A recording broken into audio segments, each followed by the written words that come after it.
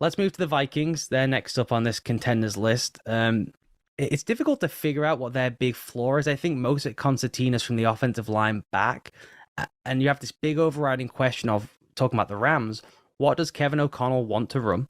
Does he want to run the early McVay greatest hits offense, which everyone in the league now runs and which is basically getting designed out by the changing style of defenses? Does he run what they ran last year, which was not the best designed offense, but had some at least still cool creative stuff? How much do they want to be a team that does go into the gun and say, it's all on you, Kirk Cousins, because we're playing two deep safeties everywhere, and your choices of an offense macro-wise this year are we are now two back, whether that's fullback, H-back, tight end who functions as a secondary back, or you're lucky enough to have traded for Robert Woods and he can function as your second back for you, or you go really spread out. We're playing in empty because I can really swamp coverages now because I get all five eligibles out in the route really quick.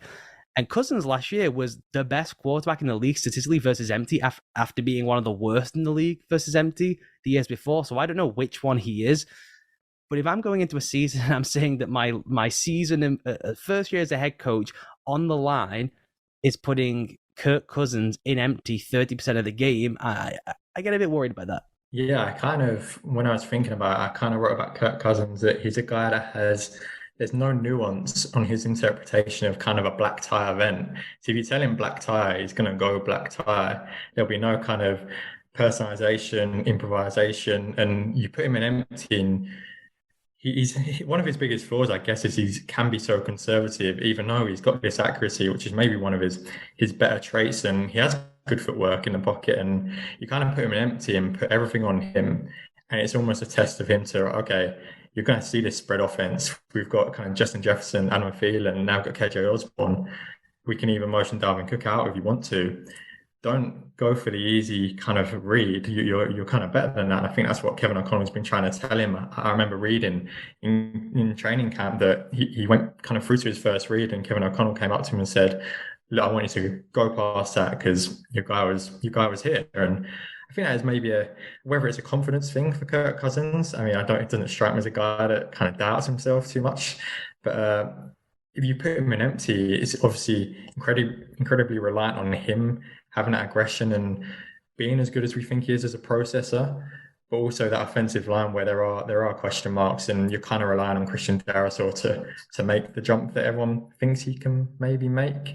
And you kind of watch his film; he's very good posture. He kind of maintains that posture very well. But I think he ranked 64th out of 65 tackles last year in terms of blocking success rate. So you're not kind of enamored by him yet. But I do think we'll see a mix of that empty with Kirk Cousins where it will test him. But I do think we'll see a bit more play action where he is almost at his best on play action, where he can turn, doesn't have to think about things too much, and he has that quick instinct throw that he can make. So yeah, it is a really interesting one, and how they'll marry is maybe one of the most interesting quarterback coach marriages in the league this year. It is. It terrifies me that someone has to tell Kirk Cousins to move beyond the progression. He's paid like one of the wealthiest people to ever play the position, and he's been here for a long, long, long time. I would like him to know where he's supposed to go with the football at this point in time. And I'm sure Kevin O'Connell is rubbing his eyes and thinking the same thing when he's on the sideline.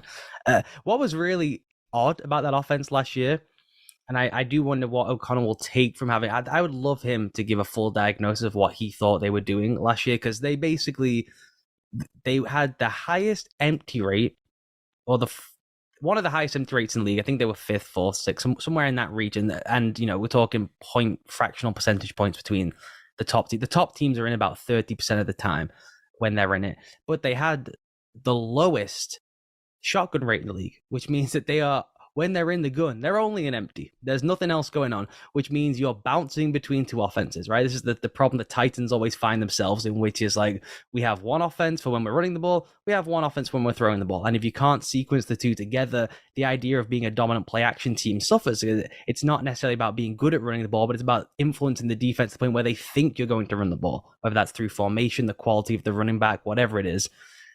And I just don't think they can stay in that kind of situation where they're trying to have the best of both worlds of all the deep crosser play action stuff you're talking about, where they can hide him best.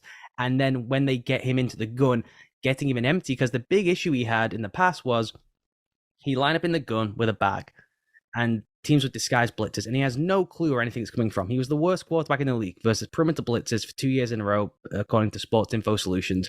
He just couldn't figure out where it's coming from. It was too concealed, blind spots, the works. When they go to empty, everyone's out. There's only so much you can run in the blitz path menu versus empty. Now you can get creative, but it can only come down at 1 of 5 shoots, right? And you can see everything. They ain't bringing a guy from the real perimeter because they know if you can spot it, you're getting ripped apart. Unless you do some creative role stuff like Spags and the Chiefs, and they still got torched by Josh Allen and company, because that's what good quarterbacks do. So you're left with this idea of, who do you really want to be? You can be that one in empty, but then you have to redefine the run game in a way where you do run from the gun, like what we're talking about with McVay, or you have to move back, I think, to, we're going to roll it back to kind of the earlier McVay stuff, where he's probably going to have a harder time when we move it into being all on his shoulders and the parts where we're concealing him. So it's just, this is what happens when you have a quarterback that you're unsure about, who's really good at some things, really bad at others. You sit in a meeting room going, let's do all the things he's good at, and you become too predictable. Yeah, I also wonder with Kirk Cousins is when we talk about kind of this wide zone, outside zone offense and run scheme, if he goes with that, does Kirk Cousins have that bootleg athleticism to really fool a defense? I mean, I'm not too sure, and I don't know whether they'll test him in that, how much they'll test him in that. I guess we'll find out, but I just find him a baffling case study where he's like the kid that aces every in-class assessment, and then you put him in the final exam, and it's like he's kind of been working on memory rather than actual skill and talent. Yeah, I kind of feel bad because everyone gives him a bad rep, but yeah, I mean, Mike Zimmer was clearly out on him. Yeah. I'd say that's fair. I think Mike Zimmer wanted to throw him through a window at some point last season. That sideline exchange is crazy. I mean, they're about to brawl. I know, and based on the reports, Zimmer joined 33rd football team this year. Mike Zimmer now works for a website the way we work for websites, which is amazing. Based on what he said there, that seems like the tamest exchange they had for like 2 straight years, which is deeply, deeply concerning for Mike Zimmer's health and Kirk Cousins' health too. That seems like an unproductive work environment.